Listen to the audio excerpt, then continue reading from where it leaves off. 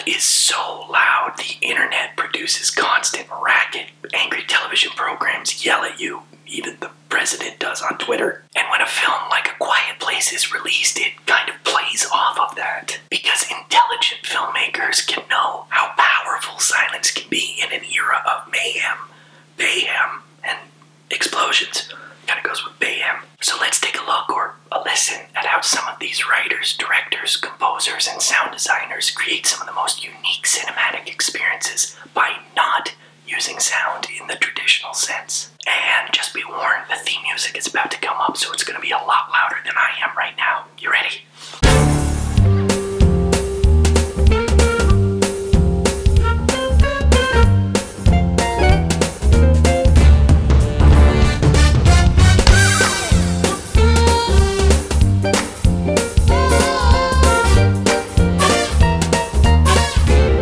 Director of A Quiet Place, John Krasinski, has graciously accepted and admitted that this is not an original concept, but it is the execution of this concept and the techniques used that make it memorable. First, we really have to look at why would a filmmaker use cinematic silence in the first place? And I need to be clear, I'm not talking about silence between two characters for a mere moment while they stare at one another. I'm talking about prolonged silence for an entire sequence, or perhaps even an entire film. And the answer is fairly simple. It grabs us. It's almost a Pavlovian response when we don't hear sound when we should hear sound. For instance, a movie theater. Or have you ever been in a party where the music is playing loudly and you're talking to your friend and suddenly the music cuts out? Everybody stops what they're doing and the sound halts. Same goes for modern day movie theaters. One of the more memorable examples of recent memory is in The Last Jedi, where Laura Dern's Admiral Holdo flies her vessel at light speed through Snoke's flagship. It grabbed the audience almost immediately, not because it was a powerful moment, but because the silence made it even more powerful. Rian Johnson, the director, knew that it would get us to focus on the impact of that moment.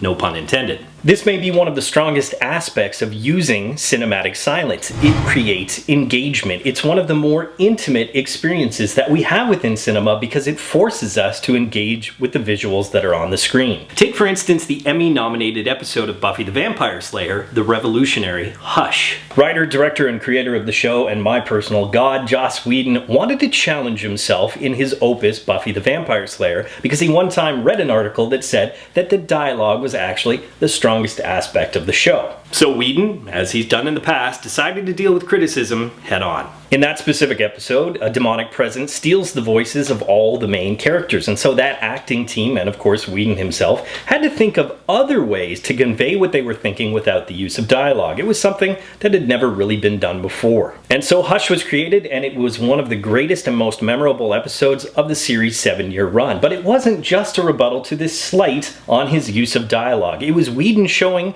modern filmmakers and modern audiences in television and film, we are too dependent on verbal communication. But John Krasinski and his co-writers of A Quiet Place, Scott Beck and Brian Woods, had to do it for twice as long as Whedon, for an hour and a half. So how do you have essentially a cast of only 5 communicate as a family without verbal dialogue? The easy answer? Sign language. But really, that's only half of the challenge. And in an era where we rightfully praise filmmakers like Martin McDonagh, David Mamet, and Aaron Sorkin, we easily forget that there's a lot more to performances and a lot more to filmmaking than just the dialogue. Without dialogue, we have to engage with the characters. In A Quiet Place, we have to pay attention to the subtitles, body language, and facial expressions. As a result, we almost feel like we're a part of that family, and you know what? That raised the tension, because we actually care about these characters. How often do we see exposition in films where the audience gets no credit whatsoever from the writer and is spoon-fed information in order for the film to move on? We don't need that. Most of us, some of us, are intelligent enough to figure out what's going on. It's even done in well-received major blockbusters like Ready Player One, where Spielberg, an excellent storyteller, is relying on this very cheap form of writing. Which is ironic because that movie is so visual. Which really follows my next point, my next suggestion for writers, which is show, don't tell. You see, most writers love hearing the sound of their own voice, even if that's through other people. Those characters always have the writer's voice. But the fact is, you don't always need dialogue to have your voice be heard. One of my favorite filmmakers, Christopher Mcquarrie, a writer-director who realizes this, is responsible for films like Jack Reacher, The Usual Suspects, and the recent Mission Impossible films. And guess what? He knows when to use dialogue and when to not. He actually responded to a tweet one time when I asked him how he utilizes dialogue, or lack thereof. His response was, dialogue, like any other cinematic tool, should be used sparingly.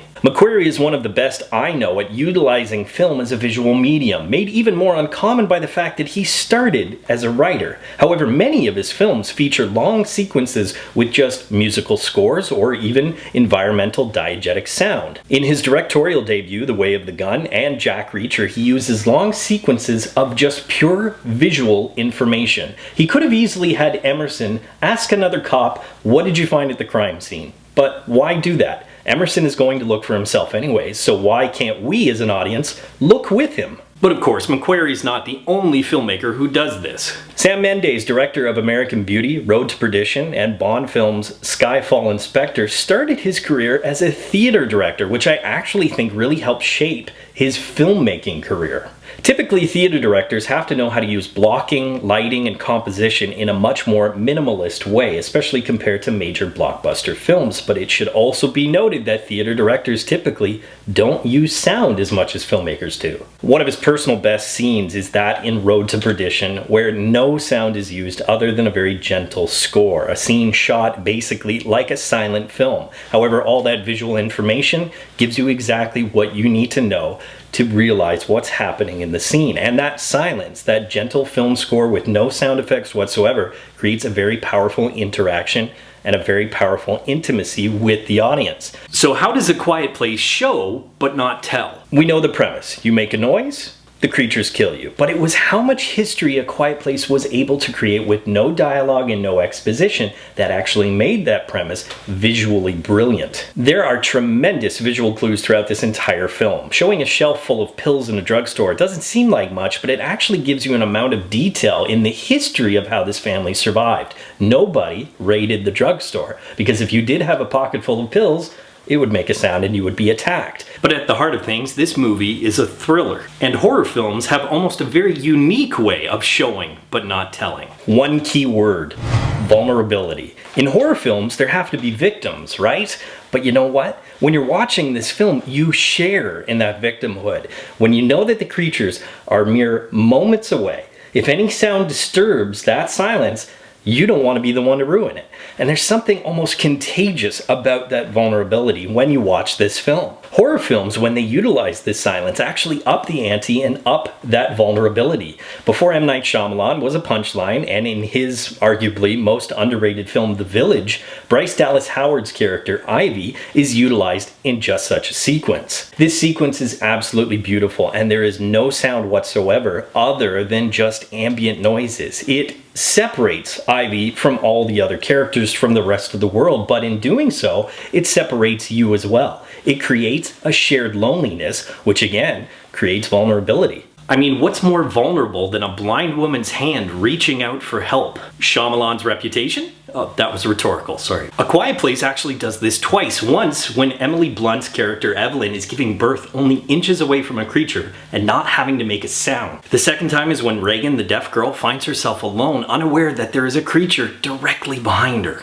A Quiet Place also cleverly utilizes zero sound whatsoever in that latter moment when we are put into the point of view or point of hearing of Reagan. When we hear nothing whatsoever, once again, there's that shared vulnerability, and once again it creates that intimacy. However, in these television shows, in these films, in these moments, silence is not always the answer, at least not constantly. You have to break up the silence if you're the filmmaker, because otherwise that tension is lost, because, no pun intended, it becomes one note or no note. And I'm not talking cheap and overused jump scares. Shyamalan knew it, Hitchcock knew it, and yes, Krasinski knew it. Using ambient sound is one of the best ways to give the audiences a break. However, it also feeds paranoia. It twists the dark corners of imagination. Why show us the birds in The Birds when the audience can imagine the unnatural chaos happening outside the house? Why show us the aliens in Signs when you can have the audience picturing the nightmare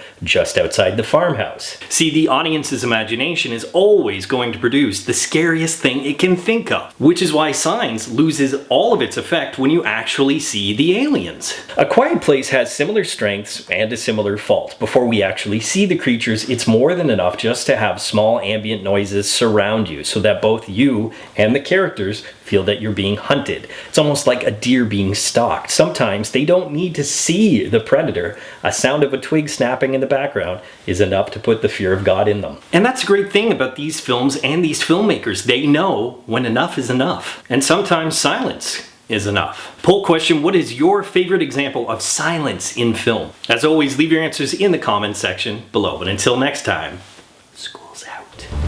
Hey Real students, thanks for watching. If you want to subscribe to Real School, click that round Real School logo right beside me. Also click that damn notification bell so you're aware of all of Real School's new content. You can follow me on Twitter, and of course, if you get anything out of Real School, you can always give a little back. Just click the link in the description below or the button down there, and you can become part of my Patreon team.